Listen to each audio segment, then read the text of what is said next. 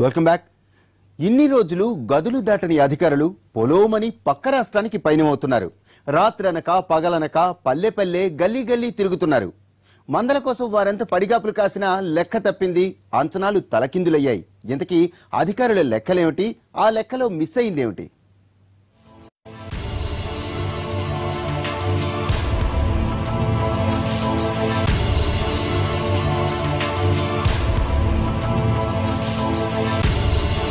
పథకం బాగున్నా కొందరు అధికారులకు మాత్రం కొత్త తలనొప్పి తెచ్చిపెట్టిందట.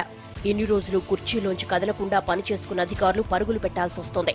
కడుపులో చల్ల కదలకుండా డ్యూటీలు చేసుకునే డిపార్ట్మెంట్లు కొత్త పథకంతో ఉరుకులు పరుగులు పెట్టక తప్పలేదంట. ఎక్కడ గొర్రె ఉంటే అక్కడ వెతకండని ప్రభుత్వ పెద్దలు ఆదేశించడంతో అధికారులు ఇప్పుడు గొర్రెల వేటలో పడ్డారంటున్నారు. ముఖ్యంగా ఆదిలాబాద్ ఉమ్మడి జిల్లా పరిధిలోని అధికారులు మహారాష్ట్రకు వెళ్లి అక్కడి జిల్లాలను పంచుకుని మరీ గొర్రెల కోసం వెతుకులాడుతున్నారు. కొత్త పథకంతో లబ్ధిదారులు సంబరపడుతున్నా అధికారులకే తల ప్రాణం తోకకొస్తోందట.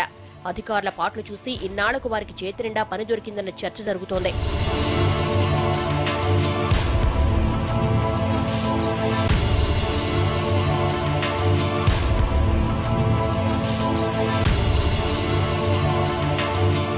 మొదట వేళ్ల మీద లెక్కేసుకుని అదెంత పని అనుకున్న అధికారులకు గొర్రెలు చుక్కలు చూపిస్తున్నాయట. లక్షల గొర్రెలున్నాయని అధికారులు వేసుకున్న లెక్కలు క్షేత్రస్థాయిలో తారుమారయ్యాయని సమాచారం. ఉన్నతాధికారులకు గొర్రెలు ఫుల్ అని చెప్పిన మాటలు నీటి మూటలయ్యాయి. ఉన్నవాడితో మమ అనిపించాల్సి రావడంతో ఉన్నతాధికారులు ప్రభుత్వ పెద్దలు కొందరు అధికారులపై గుర్రుగా ఉన్నారట.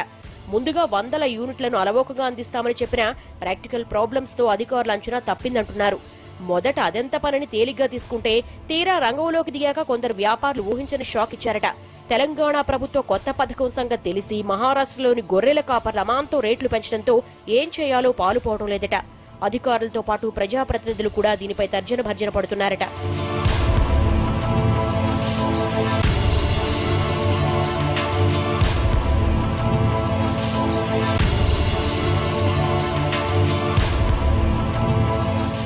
అధికారుల మాటలు నమ్మి సిద్ధంగా ఉన్నామని చెప్పుకున్నాక యూనిట్ కాస్ట్ కి జీవాలను సమకూర్చుకోవడం కష్టమైపోవడంతో ప్రజాప్రతినిధులకు ఏం చేయాలో పాలుపోవడం లేదు.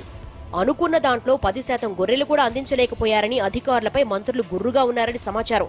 ప్రభుత్వం ప్రతిష్టాత్మకంగా తీసుకున్న పథకం కావడంతో గొర్రెల వేటలో పడ్డ వివిధ శాఖల అధికారులకు అదెంత కష్టమైన పను ఇప్పుడు తెలిసొస్తోందట.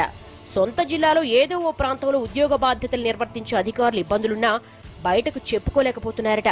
ఆదిలాబాద్ ఉమ్మడి జిల్లా నుంచి గొర్రెల వేటకు వెళ్లిన అధికారులు ప్రారంభ ఘట్టాన్ని గట్టెక్కించేందుకు 4 రోజులు తీవ్రంగా శ్రమించాల్సి రావడంతో డిమాండ్కు తగ్గ గొర్రెల్ని సమకూర్చుకునేసరికి పట్టపగలే చొక్కలు కనిపించేలా ఉన్నాయనుకుంటున్నారట.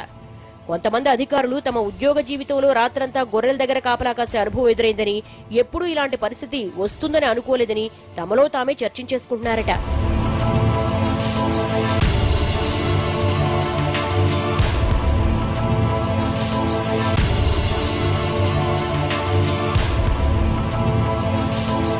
క్షేత్రస్థాయిలో ఎన్ని ఇబ్బందులున్నా పథకం అమలు చేయడమే కాకుండా దాన్ని విజయవంతం చేసే బాధ్యత తమదే కావడంతో మారు మాట్లాడకుండా మళ్లీ గొర్రెల కోసం అన్వేషణ ప్రారంభించారు అధికారులు.